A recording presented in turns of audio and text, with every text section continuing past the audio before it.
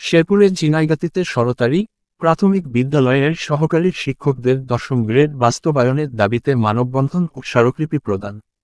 ANB news desk, বিস্তারিত মুহাম্মদ আবু হেলালের প্রতিবেদন।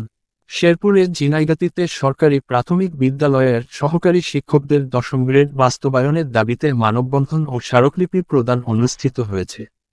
বুধবার 2 অক্টোবর বিকেলে উপজেলা পরিষদের সম্মুখে ঘণ্টাব্যাপী এই মানববন্ধন অনুষ্ঠিত হয়।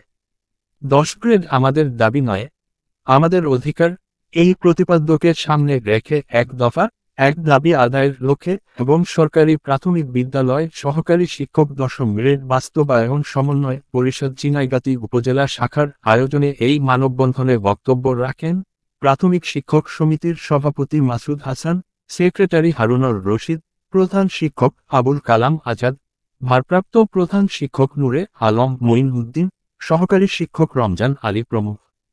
উক্ত মানববন্ধনে 2 শতাধিক শিক্ষক শিক্ষিকা অংশগ্রহণ করেন।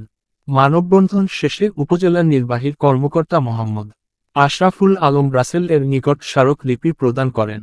মুহাম্মদ আবু হেলাল, শেরপুর।